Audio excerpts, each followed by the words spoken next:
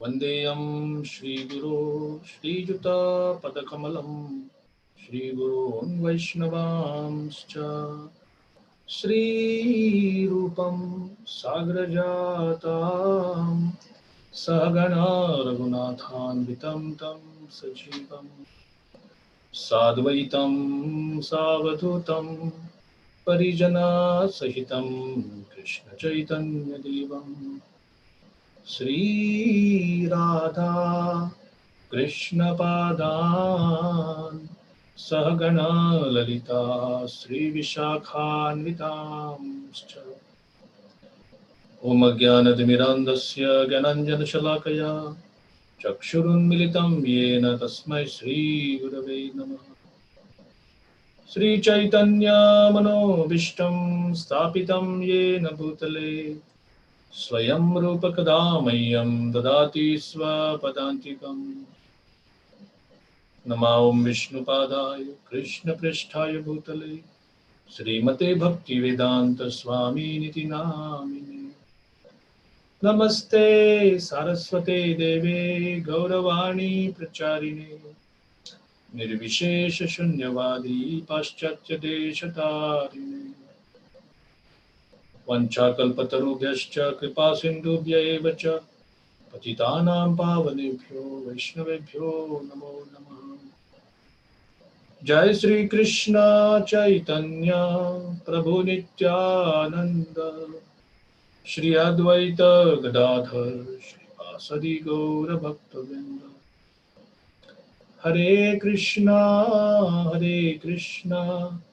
Krishna Krishna Hare Hare Hare Rama Rama Rama Hare Hare.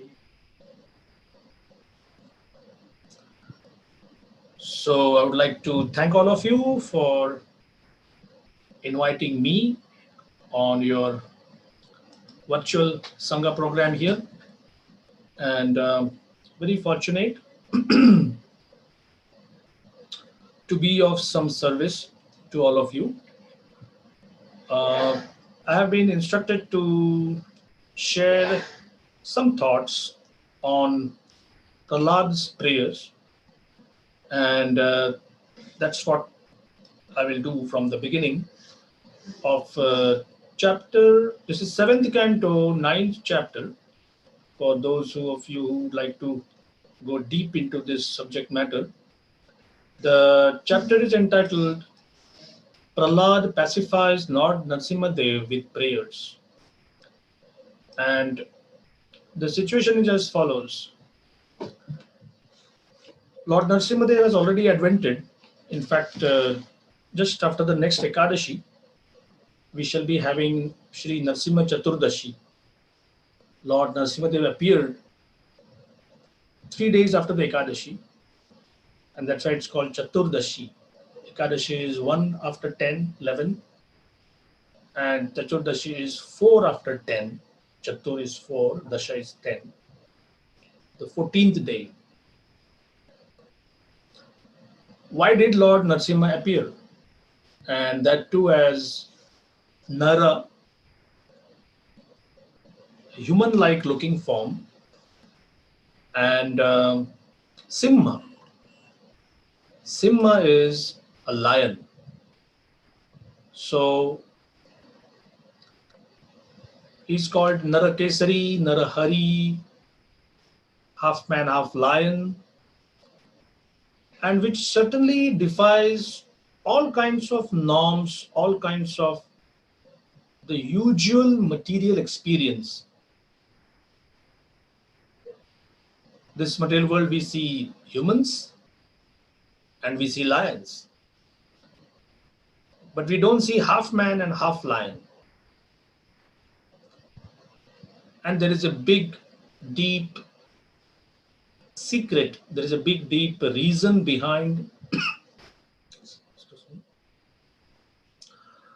the Lord taking such a form.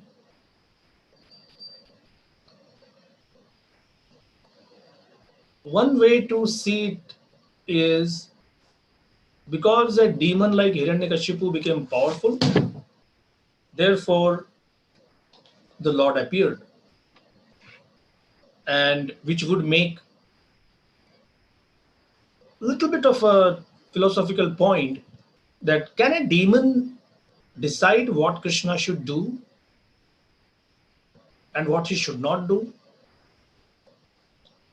So our Shastra says, no, no, no, no, don't make that kind of a statement. The Lord is fully independent. He can do whatever he wants, and no one can pressurize him, not even the most powerful demon. Krishna's material nature is not powerful, not so powerful, not very powerful, but all powerful.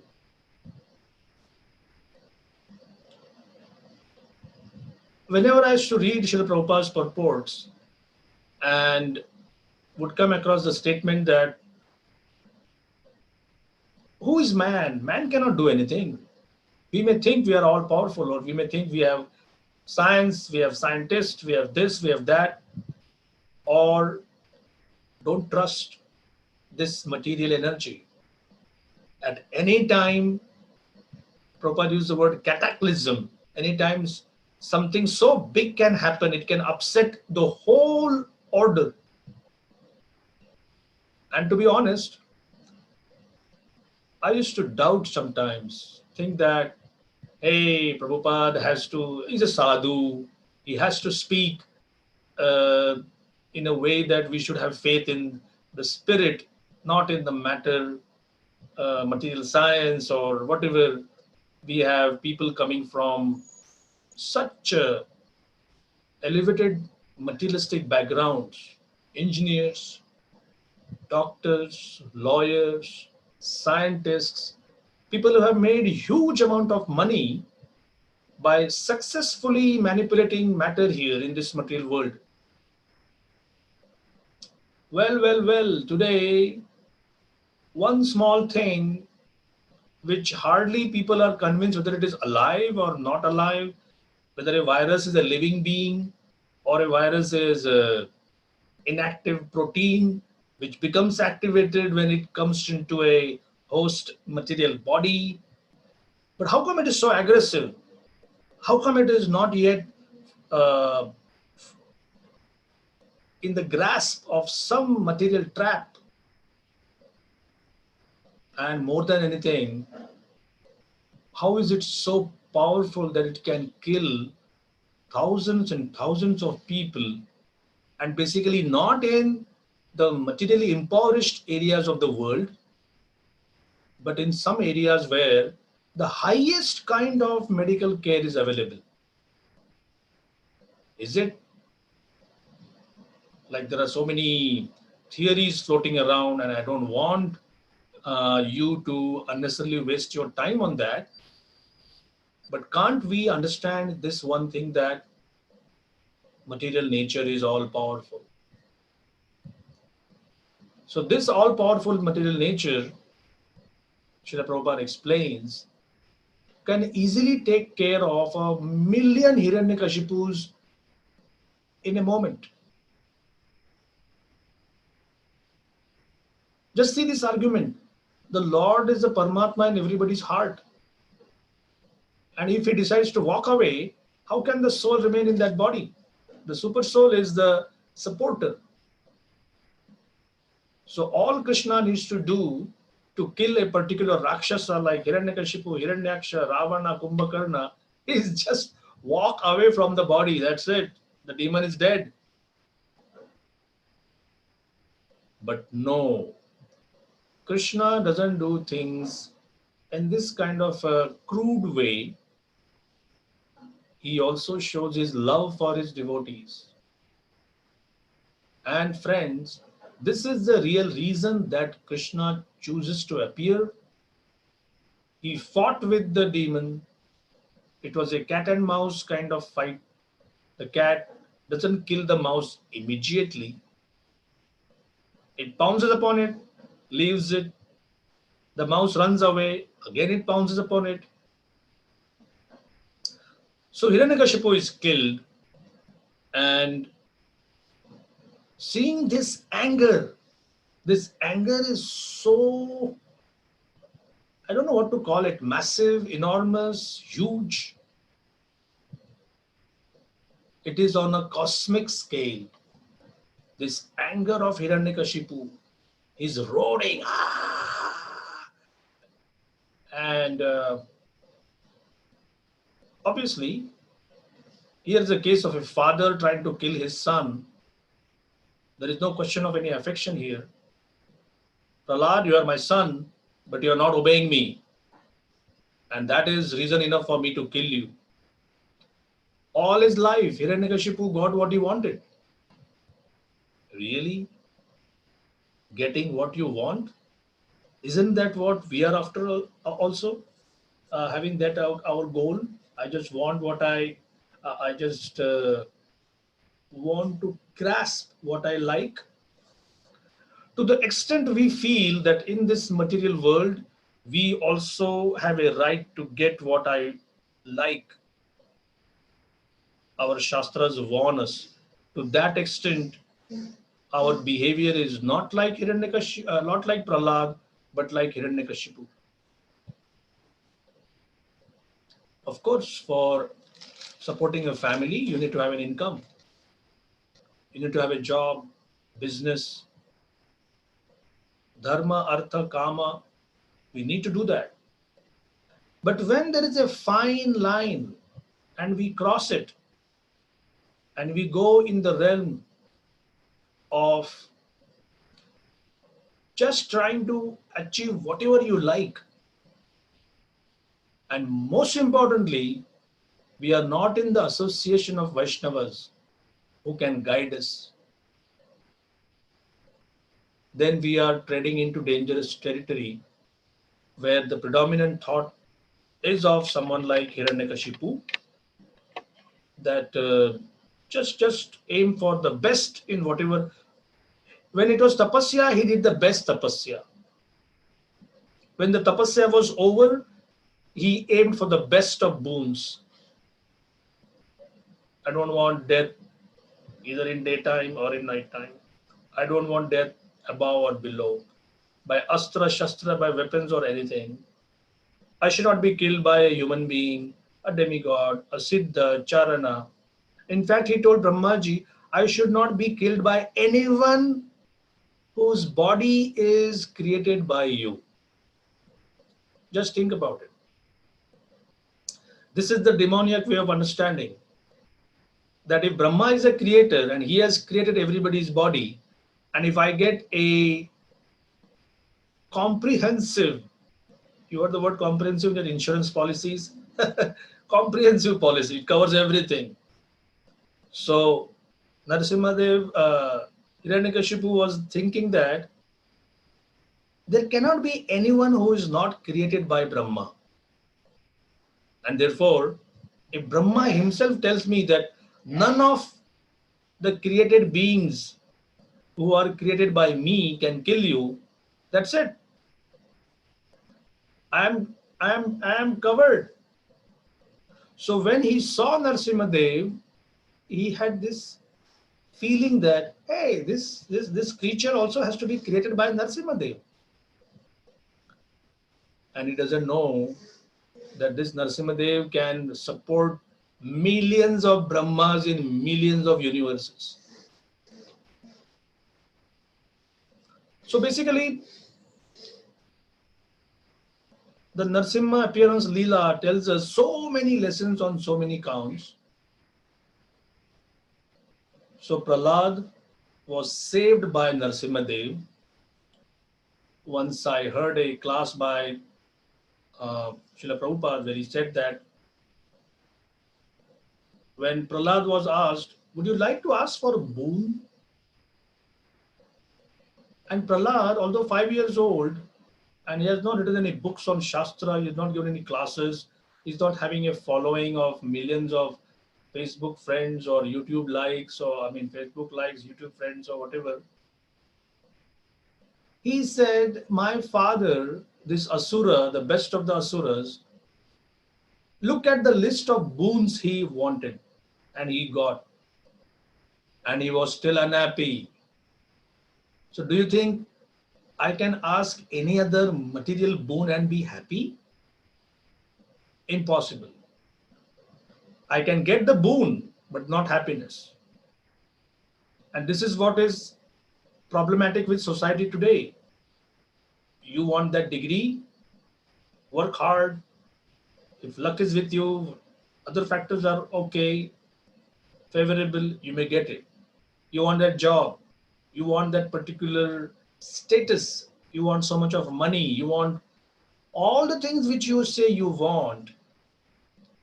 Number one, not everybody will get it, but those who get it, those who get them, they just get the object.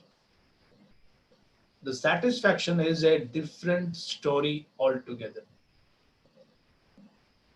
So Prahlad is saying, Prabhupada explains, I saw the boons achieved by my father finished in less than half a moment. So why should I bother with boons? Something to think about. And therefore, when Narasimhadev killed Hiranyakashipu, the anger came out. Prabhupada calls it pure anger, Krishna's anger. Somebody might say, why worship a God who is angry? And Prabhupada explains, we worship a God who is pure in all respects. If it is lust, pure lust, as shown by the gopis. Totally unselfish love. And by the way, not to be found in this material world.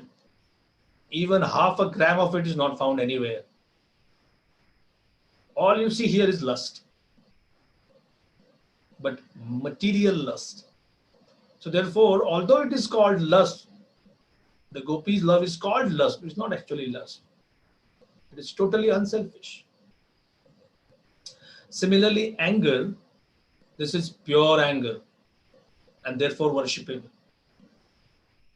So, seeing the anger, Brahma, the demigods headed by Brahma, Shiva, they felt afraid. They were so afraid that they thought we could come forward and say, normally the demigods say, Swasti, Swasti, Swasti, my Lord, Shanti, Shanti, be, be at peace, be at peace. But they could not. But demigods are intelligent. They told Lakshmi that, Devi, this is your husband. Please go and pacify him. Now, I have heard, I don't have any experience, that wives do have the potency to satisfy their husbands. All the husbands here should give me general knowledge if later if that is true or not. But generally, a wife has the potency to satisfy the husband. Here, the best of the wives, like Lakshmi Devi, is saying, is not my husband. What do you mean, not your husband? He is Hari, he is Vishnu. She said, I have never seen him like this. I can't. So Brahma, after some deliberation, Brahmaji says, Prahlad, he appeared because of you, in order to protect you. You go ahead. So Prahlad, very, very, just like a child, is 5 years old, he accepted Lord Brahma's instructions, slowly, slowly went forward, fell down, offered his respectful obeisances, and when Lord Narasimhadev saw the small boy offering a complete prostrated dandavat, he became ecstatic. He became so happy. The affection in the heart of the Lord was welling up. It was like an ocean at high tide.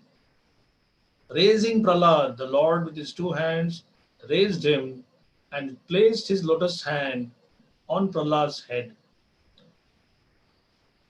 And by the touch of Lord Narasimha's hand, Prahlad was completely freed of all material contaminations and desires. Not only that, his heart was filled with love, his eyes with tears. And there is a very different way in which this is described here.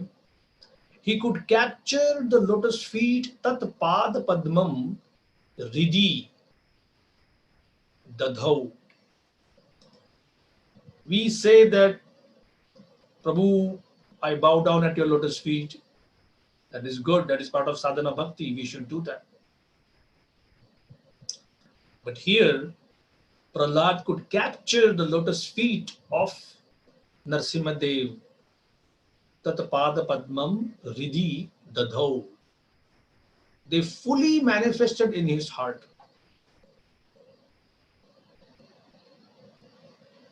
When we say lotus feet, lotus feet, lotus feet, the lotus feet of the Lord, what does it mean? Physically, do we clasp the lotus feet or we insist on the Lord showing us the lotus feet? In a very simple way, once Prabhupada explained, lotus feet means devotional service. So the moment we say, Lord, I would like the darshan of your lotus feet, it simply means we get a chance for devotional service. If we accept that chance and perform that service, we get the lotus feet. On the other hand, even if we see the lotus feet and do not accept the chance to serve, chance gone. So, Prahlad is so close to Narasimhadev. The demigods are also a bit far away. Lakshmi ji also is far away. And fixing his mind fully attentive to seeing Lord Narasimhadev, prayers start coming out of Prahlad's lotus mouth. And this is a big series of prayers, very rich in realization. Srila Prabhupada did not lecture much on all these prayers because it is in the seventh canto, and in the beginning, Prabhupada concentrated on the first canto. He spoke a lot. He also liked Kunti's prayers. He also liked Kapila Muni's prayers. So those prayer series he extensively lectured on. But I feel that the purports he gave to Prahlad's prayers, they are also equally in depth and very, very extensive. So this is the first verse of Prahlad's prayers. Text-wise, it is the ninth prayer, is the eighth prayer in seventh canto, ninth chapter. Shri Prahlada Uvacha Brahmadaya Suragana Munayota Siddha Satvaikatangatayo Vachasam Pravahai Naraditum Puruganeradhunapi Pipru Kim Toshtumarhati Same Harirugrajate. Prahlad is saying, how is it possible for me, who have been born in a family of asuras, to offer suitable prayers to satisfy the Supreme Personality of Godhead? Even until now, all the demigods headed by Lord Brahma and all the saintly persons could not satisfy the Lord by streams of excellent words, although such persons are very qualified, being in the mode of goodness. Then what is to be said of me? I am not at all qualified. This is classic Vaishnava behavior. We see that Chaitanya Charitamrita, what Srila Prabhupada called the postgraduate study of Vaishnavism, the Gita as it is first, Srimad Bhagavatam with the Bhaktivedanta purports, and then Sri Chaitanya Charitamrita of Krishnadas Kaviraj Goswami. There he says, Jagai Madai Hoite Moise Papishta, Urishera Kita Hoite Moise Lagishta, And we may say, what? Maharaj, what are you saying? He said, I am telling you the truth. Jagai madhai haite mui se papishta. If you look at the character of Jagai and Madhai, you will find that I am more sinful than them. Really? Puri shere kita hoite mui se lagishta. If you see worms in stool, I am lower than them. Now here is an observation. If you go to any bookstore or if you search online, there are 1,000 books, minimum 1,000, coming out on leadership, motivation, self-esteem, how you are the best, how you can conquer the world, think of yourself as the best, do it, just do it. And somebody is saying this statement that I am lowest, I am sinful. I'm sure most, if not all of the psychotherapists today, if they read Krishnadas Kaviraj Goswami, they would think that, hey, this person is suffering from very low self-esteem. I think he needs therapy. Come on, man. You can do it.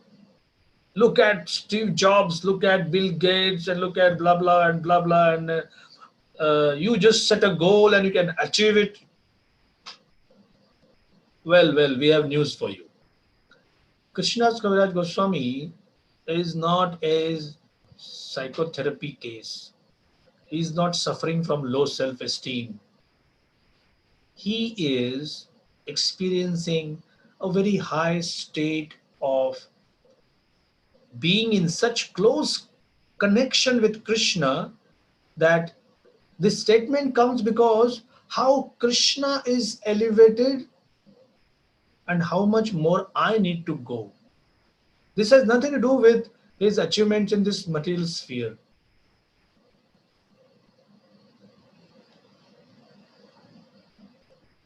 So,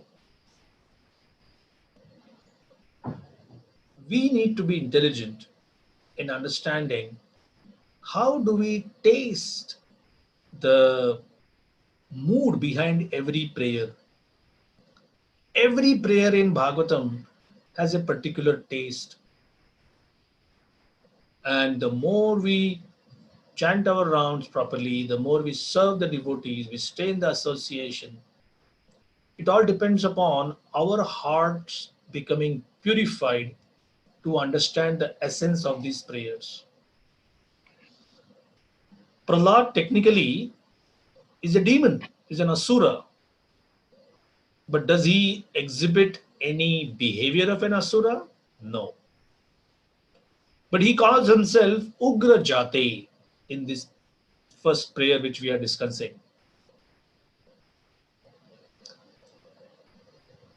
Srila Prabhupada says, take this hint. Prahlad is a Mahajan. Krishnadas Kaviraj Goswami also is a Mahajan. So, the number one rule in advancing in Krishna consciousness is we have to follow in the footsteps of the Mahajans. Not to imitate them, but to follow. We chant our rounds and we feel dejected that I am not making progress. How much time do we need to make progress? How much time do we need to become pure? Srila Prabhupada speaks of possibilities. How much time do you need to go to Vaikuntha Loka? Prabhupada says less than a moment. It's possible. We are speaking of possibilities. And then he talks in terms of crores and millions of births are also not sufficient. So from one point of view, less than a moment seems very attractive. Just chant Hare Krishna and you're there. And then we hear that millions of lifetimes are needed. Why? Because a pure heart is a precondition. And it cannot be achieved by japa, tapa, kriya, any other japa, any other tapasya, any other Kriya, Mudra, Yagya, Dan. It is a gift. The process of bhakti depends upon the gifting of the purity of the heart by the Lord. So, should we just wait? No.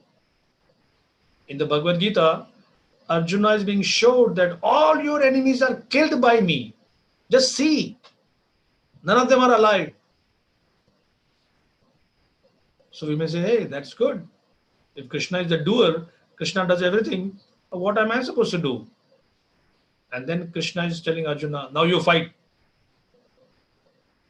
Why should I fight if you already fought for me? I have fought for you, Krishna says, on a higher sphere. But in this world, you do your duty.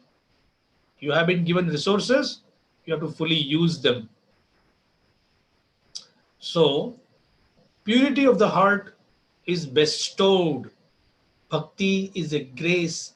Bhakti Devi, when she smiles on us, she rewards us. For what? For all the sincerity which we have shown before. That sincerity is our capital. We have to do something. So, Prahlad is saying, I am not born in a pure family, which is a fact. Outwardly, he looks like a demon.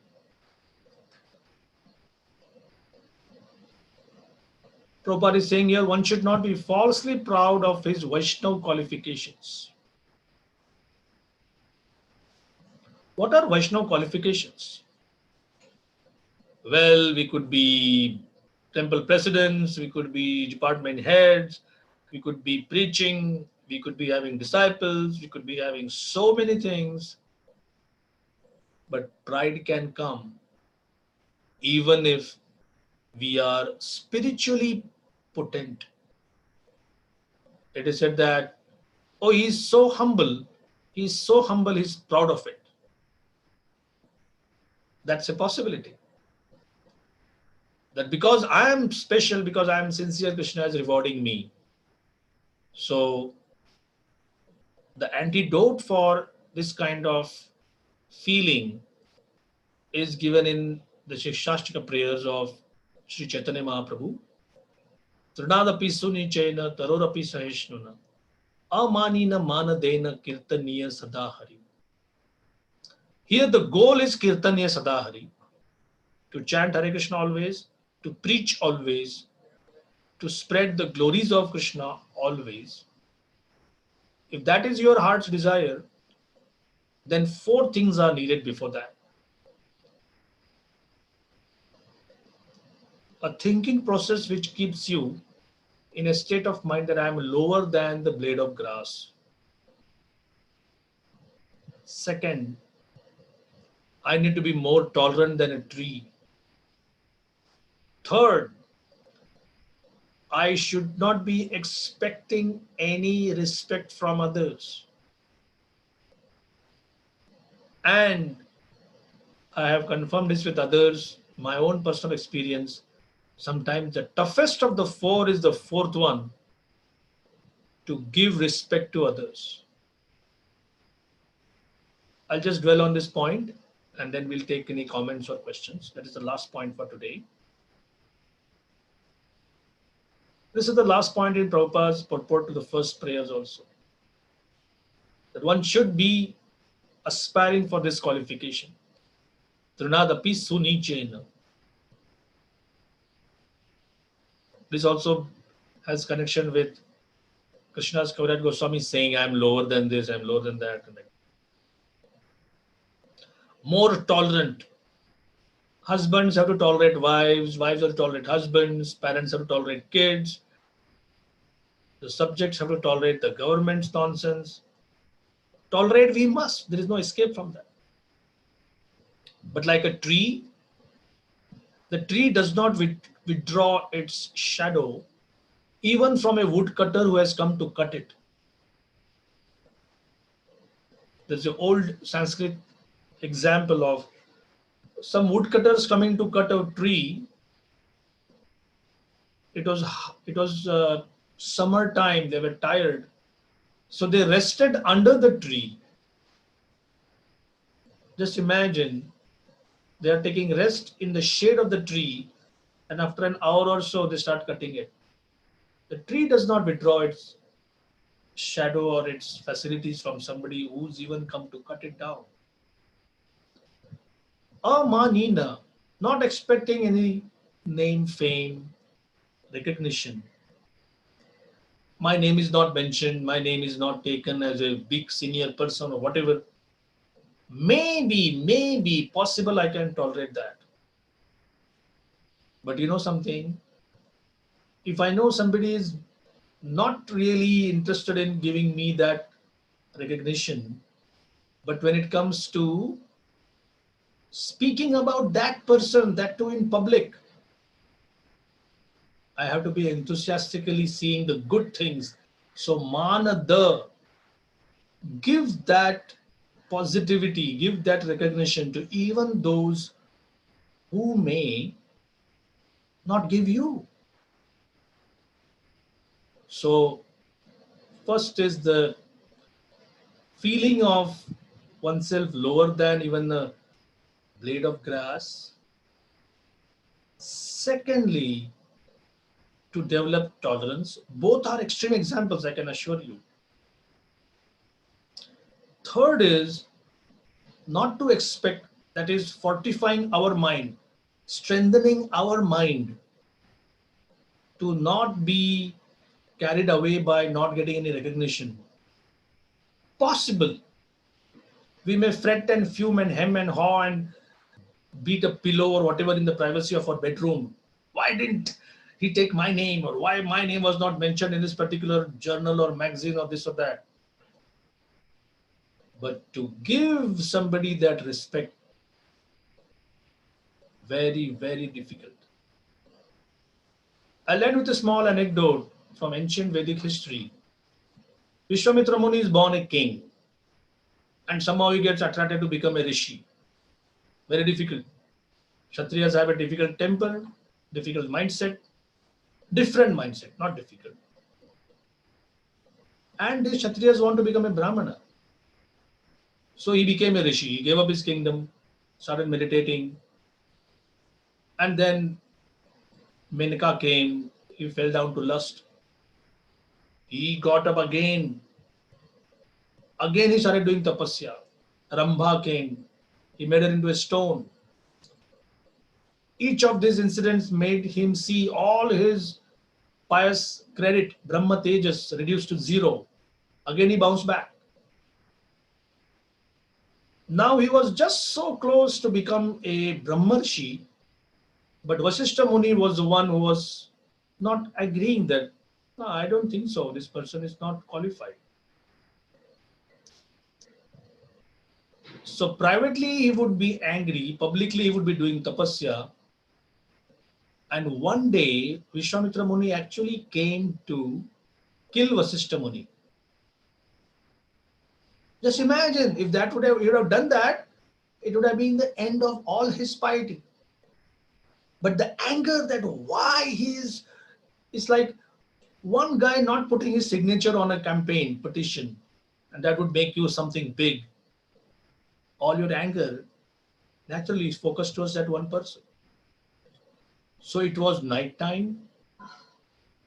It was a pleasant moonlit night when Vishwamitra Muni came very surreptitiously, very uh, like in a disguise, and he was hiding himself. And then he saw Vasishtha sitting with his wife. Now, this is the dead of night. A person is sitting with his wife. Obviously, what they would talk is husband and wife stuff. Very confidential, very private. But Vishwamitra Muni could hear Vasishtha saying, I appreciate Vishwamitra Muni so much. I do really. I'm seeing his efforts, I'm seeing how much he is striving, and I'm really hopeful that he really becomes a Brahmarshi. Vishwamitra Muni was stunned. Here is someone who's supposed to be his enemy. The whole world thinks like that. Vishwamitra Muni thinks like that. And in the dead of night, in the company of his wife, he's speaking about his so-called enemy. Vishwamitra Muni melted. He fell at the lotus feet of Vasishtha Muni, and that remorse, which was so true, those tears of contrition, they were so true. They washed away the last of the impurities in his heart. And Vasishtha Muni said, I am so happy. I am glad to declare you a Brahmarshi. So these four things, not for any reason, they are kept in the Shikshashtak. That's our guiding principle. We may not be even a little bit close to the passing grade required. But if the target of our life is Kirtanya Sadahari, we have to go through these four things. Hare Krishna. So I would like to request the host to unmute any participant who would like to give a feedback or any questions, whatever you may have.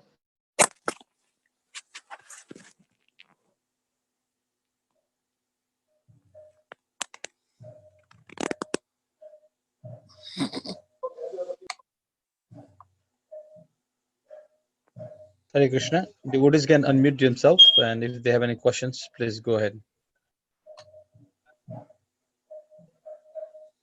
So there is a question by Adare Prabhu. So he says, Hare Krishna, thank you for the nice class. As you mentioned, the material nature is all powerful. So then why Hiranyakashipu more powerful than material nature? Could Durga Ma could not help when all the demigods were in danger?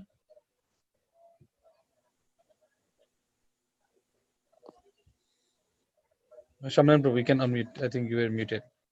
Yeah, I got. Yeah, am I clear now? Am Yes, I Prabhu. audible? Yeah. Yeah. So we have to see this from various angles. It is not like Hiranyakashipu is more powerful than material nature. One, when Krishna comes, he tries to hit many birds in one stone. Always after the power of a particular demon or a asura, somebody asks questions. Who made him so powerful? What was the reason behind his power? And we know the backstory of Hiranyakashipu. Hiranyakashipu and Hiranyaksha are actually Jaya and Vijay. So Krishna is also fulfilling one of his desires to have a good fight. And how can they enjoy a fight? How can there can be enjoyment if the opponents are not really powerful? So therefore, Hiranyakashipu has to be made with that kind of power that can satisfy Krishna's urge to fight. Of course, that doesn't mean that No. Krishna has to From fight and Krishna sends demons and then stop stream कर रही है announcement कर सकते हैं so therefore Krishna has empowered Durga Devi. Basically, she is his maid servant. That's what she is, the chaya, she is the shadow. And when you and me try to fight material nature, we see it's impossible. So from our point of view, it is difficult. But here is somebody who has been empowered by Krishna to perform a particular role. And therefore, it seems outwardly like nobody could control him. That's the explanation for Hiranyakashipu's rise to power.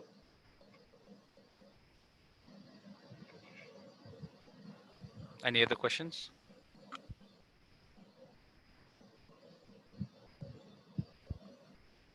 Hare Krishna Prabhuji, Dandat Pranam. Hare Jai Krishna. Srila Prabhupada. Thank you so much for the wonderful lecture. How can we practically become more humble? Like you said, it's easy to read this, be more tolerant and be lower than a blade of grass. But practically, how can we move towards that goal? Practically, the things given by Prabhupada, the basic sadhana, they actually help. Number one, where is the cause of pride lie? It's in the heart. And when we chant, what are we cleansing or what are we polishing? The heart. So, to the degree you read about humility, to the degree you practice the principles of sadhana bhakti, you are actually inching slowly towards that goal of being humble. Of course, sometimes there could be a backlash. It's like 10 steps forward and then 20 steps backward. It does happen. But the general rule is that most devotees, I'm saying, they have experienced that I don't have that kind of a problem with pride I used to have before. I'm giving a very general example. You all might have say, oh no, Prabhu, you don't see this fellow, he chants 64 rounds but is very proud. We are not taking very specific individual cases here. I came in Chopari temple in 1990. There was a Bhagavad Gita program going on, 3 days, 2 hours every day, and specifically suited for the office going public. One person, he invited his brother-in-law who was in Kenya and was visiting him in India. And at that time in Mumbai, say after 10 o'clock, the commute would not be that painful as it is in daytime. I don't know any of you have an experience with railway commute in in Mumbai, but it's hellish. So after the program, this this family would be taking the night train and they would go back home. Now this is a suburb of Mumbai called Goregaon, and that's where they were staying. So it's a slow train. At night, most of the trains available would be the slow train stopping at all stations. Before Goregaon, there's a station called Andheri. So this family was sitting and this Kenyan brother-in-law was sitting with his feet put up on the seat opposite him. And a drunk comes in. He looks here, he looks there. There is plenty of seat available. But this fellow is sitting with his feet on the seat just next to the window. And this drunk talks in typical Mumbai language. Hey, take off your feet. And all of you are from India, most probably, so you'll understand this. Does this train belong to your father? Now you know what kind of insult is that, right? It's a very favorite thing in India to bring out anybody's father, and then the opposite party says, why did you mention my father? So for 2 days, they are listening to Bhagavad Gita. They also started chanting a little bit. And here is one drunk insulting him publicly. Not so many people around, but saying that get off your feet. This seat doesn't belong to your father. Now this brother-in-law later was telling us all, the participants, that normally I would have said yes. This seat and this train and the entire railway belongs to my father. And I would have picked him and thrown him out of the running train. But that day, I need to ask a lot of questions. What is pride? Where does pride lie? And what is the importance of humility? And Bhagavad Gita, what does it actually do? He said, hey, you guys, what did you put in that food you are feeding me for the last 2 days? And that chanting.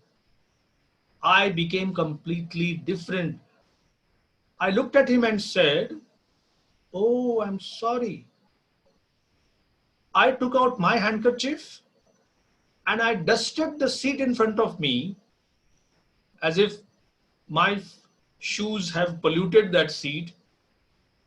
And in a very respectful way, I told that drunkard, please, sir, take your seat. So, here is somebody who is discovering humility in his heart, which he thought didn't exist. He was proud of things and he was proud that he was proud.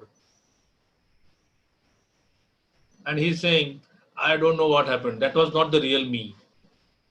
But we know that the soul actually is happily a very humble person, happily. But because of the conditioning in this material world, we are forced to behave in a proud way.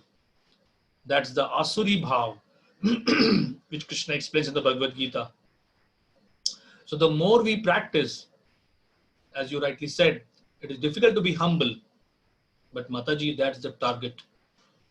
No matter what, that's the target. We cannot just take our eyes off the target, because this target is going to help us achieve all the other things which we value in Krishna consciousness.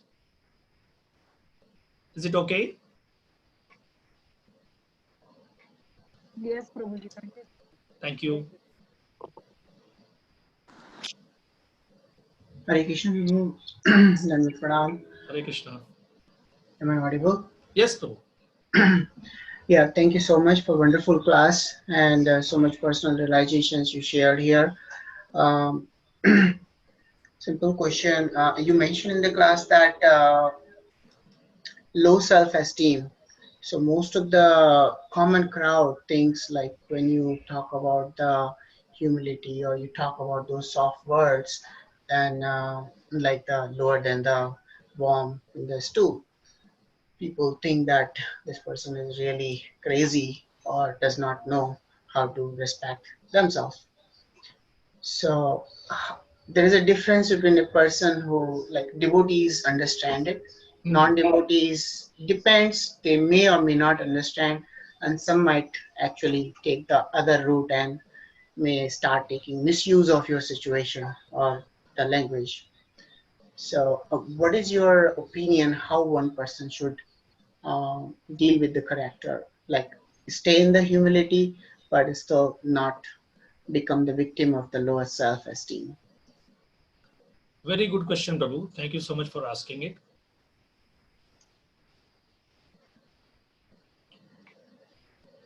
Humility is such an important and such a multifaceted thing that you really require training in exhibiting humility also. I'll begin with how I understand it, and I can assure you my understanding is not that much. But these two things of not expecting any honor for oneself is practical in your day-to-day dealings.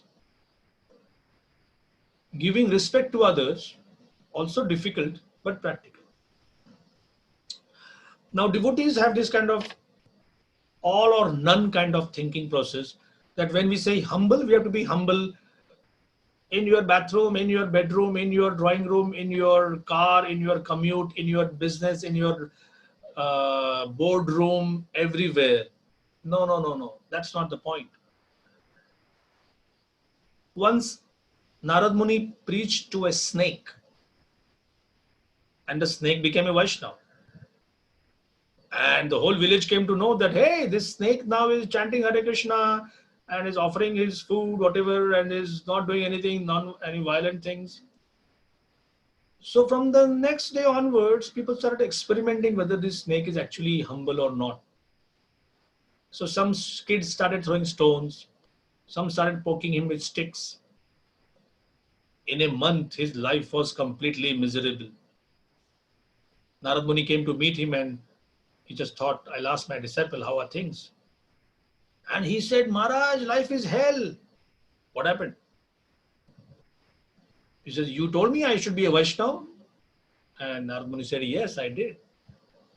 So I became, and now I don't even have one moment's convenience to chant my rounds or do anything according to what you taught me. So Narad Muni heard the whole thing and then he said, oh, because you are an envious snake, people are afraid of you. And now they know that you have taken a vow not to be envious and not to bite. Therefore, they are taking advantage of this position and troubling you. I told you not to bite anybody and make and inject your poison into somebody's body. But I didn't tell you not to hiss. Do you understand this? That if a snake hisses, it raises its hood. Then people don't take that liberty with the snake. So the next day, when some kids came and said, okay, let's have some fun with the snake. They took some sticks and started beating him with stones and sticks, and some people, the passers-by, came to see the fun. The snake, the cobra, raised its ugly hood and started hissing. Psst, psst, psst.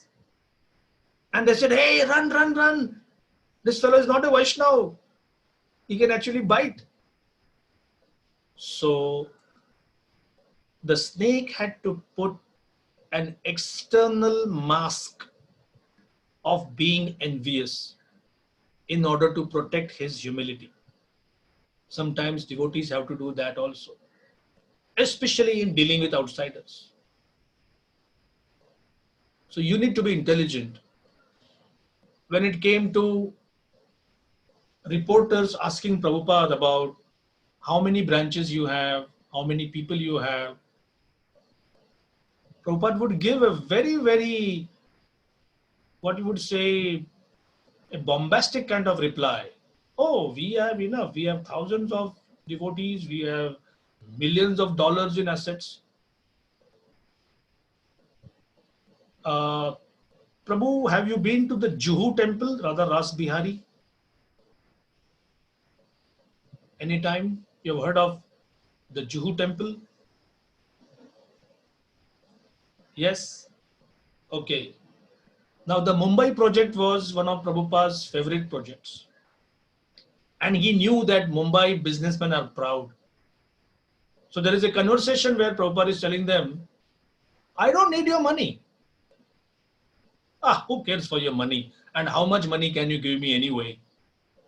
My disciples are distributing books to the tune of 1,100,000 rupees a day. And the businessmen who had come to see Prabhupada, their jaws dropped. So much money? Prabhupada said, yeah. And we are building this marble temple. And all I want is you come, take darshan, take charanamrit, have prasad, attend our festivals and become happy.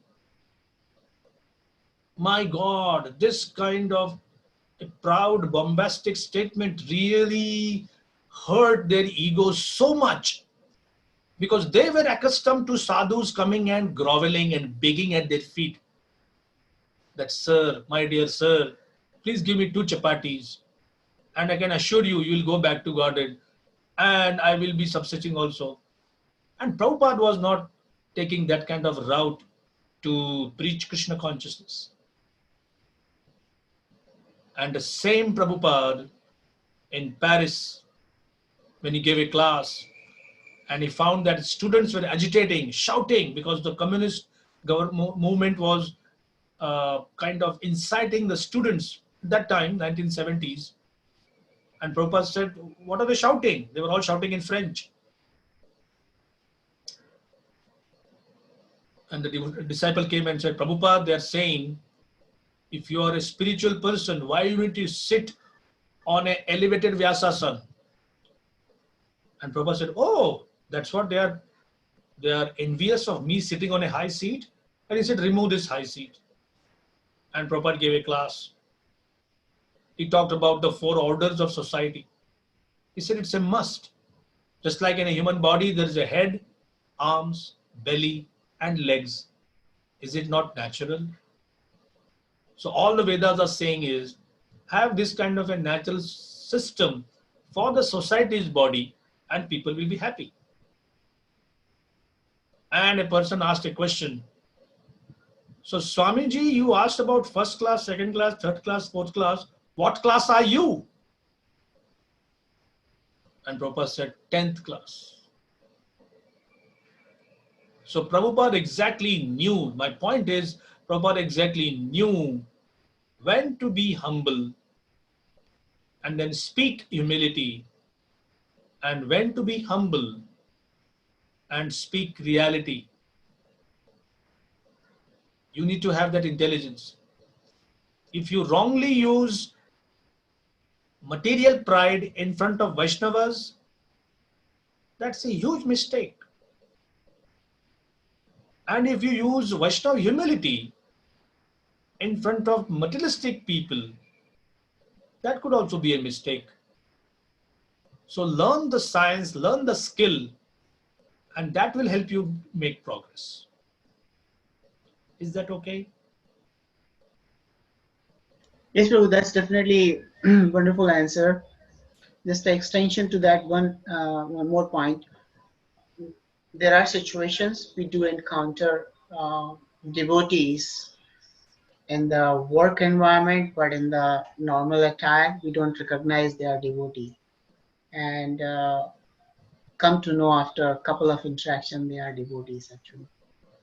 So have to be careful in that situation also, because Oh, yes. everybody is judging you with your actions and how you acting.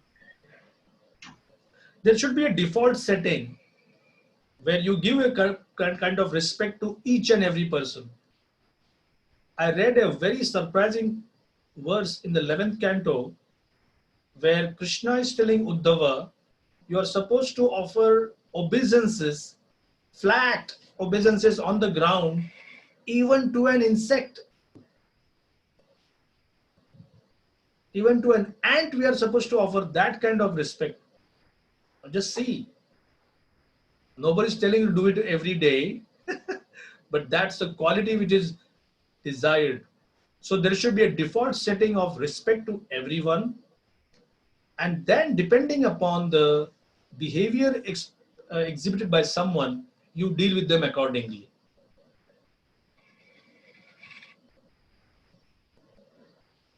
Thank you, Prabhu. Hare Krishna, Prabhu. Hare Krishna. Yes. Hare Krishna, Prabhuji. I have a question. You mentioned about a peer devotee. Arjuna was also peer devotee, right? Yes.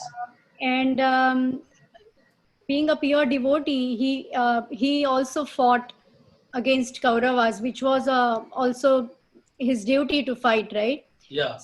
And you also gave example of Vishwamitra and Vashishta here. So in both these conditions, sometimes fighting against certain situation could be also a duty. So how do we identify when to fight and when not to fight and just be surrender to a situation? Very good question. If you know the background, Arjuna's duty was to fight and he refused. He's telling Krishna that I can beg. Now he's not supposed to beg, he's a Kshatriya. But he said, in case there's an emergency, I can beg for some food, but I don't want to kill my relatives. But Krishna is telling, no, it's your duty, you have to fight. So when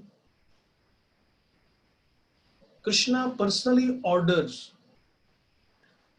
that is the time a devotee doesn't care whether what his behavior is violent or non-violent. You may say, hey, how do we know? Well, even in normal affairs, a common soldier, he opens fire when his boss says fire.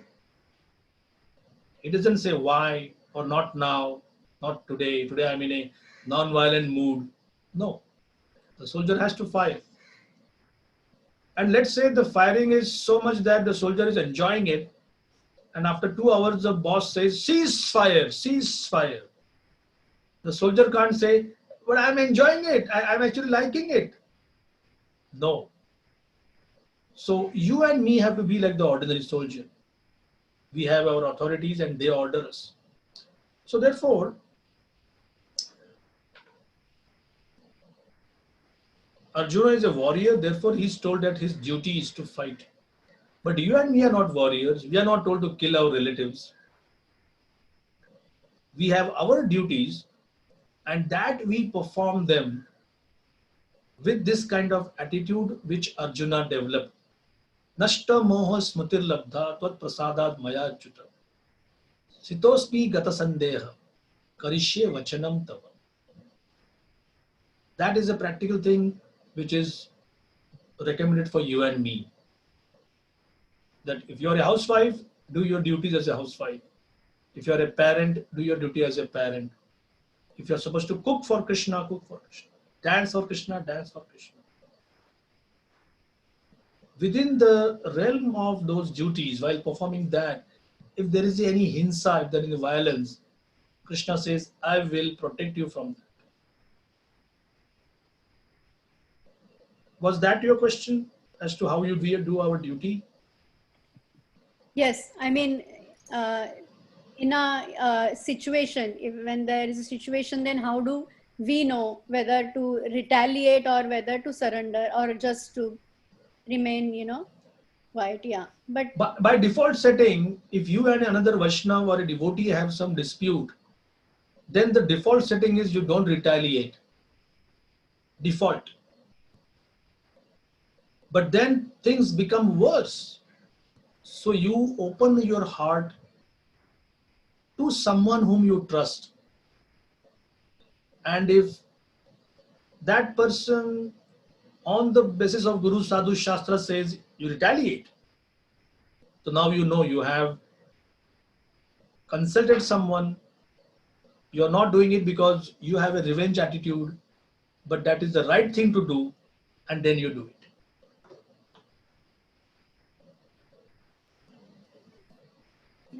thank you very much. Hare Krishna.